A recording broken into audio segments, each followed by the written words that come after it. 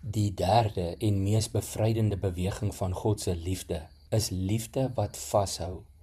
Ons het nou reeds gekyk na liefde wat omkeer en liefde wat inkeer. Nadat Paulus die realiteit van lyding en die krag van die Gees bespreek het, kom hy by die triomfantelike hoogtepunt daar in Romeine 8. In vers 35 vra hy die deurslaggewende vraag: wie kan ons van die liefde van Christus skei? Dan maak hy 'n lys van dinge wat ons kan bedreig: lyding, benoudheid, vervolging, honger en naaktheid, gevaar, die swaard, die dood, lewe, engele, magte. Hy noem teenswoordige of toekomstige dinge, kragte, hoogte of diepte.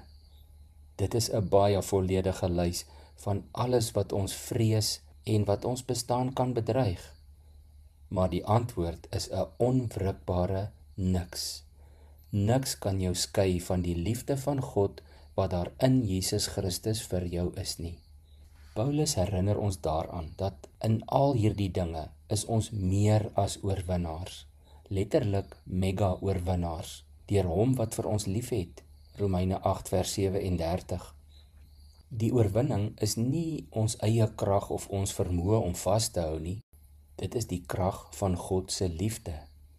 Paulus skryf nie dat ons meer as oorwinnaars is op grond van God se skepping of sy almag of sy genade of ontferming of krag nie, alhoewel dit ook geldig sou wees. Hy sê ons is dit deur die liefde van God. Paulus sê hy is absoluut hiervan oortuig. In Romeine 8 vers 38 en 39 lees ons: hiervan is ek oortuig, geen dood of lewe of engele of magte of teenswoordige of toekomstige dinge of kragte of hoogte of diepte of enigiets anders in die skepping kan ons van die liefde van God skei nie. Die liefde wat daar is in Christus Jesus, ons Here. Dit is die bevrydende waarheid van God se vashou liefde. Dit is nie soseer jy wat moet vasklou aan God se liefde nie, hoewel dit ook waar is, maar dit is hy wat jou vashou. Sy greep is sterker as enige mag in die skepping. Sy liefde is die anker wat in die ewigheid vas is. Net soos Maria in Lukas 1 van vers 46 af gesing het, omdat sy geweet het hierdie liefde laat nooit los nie, kan ons ook jubel.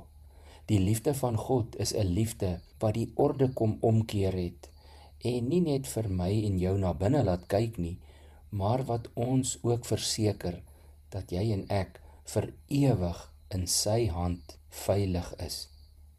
Watter vrees of bedreiging probeer jou dalk van God se liefde skei? Kyk weer na Paulus se lys.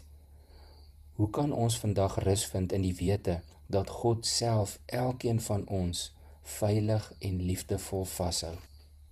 Ons kan en moet vandag rus vind in die wete dat God self elkeen van ons veilig en liefdevol vashou. Kom ons sê vir hom dankie daarvoor.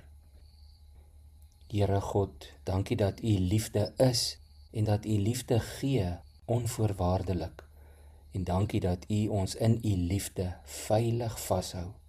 En wanneer ek nie meer kan vashou nie, dankie dat ek kan weet U los nooit nie. Amen.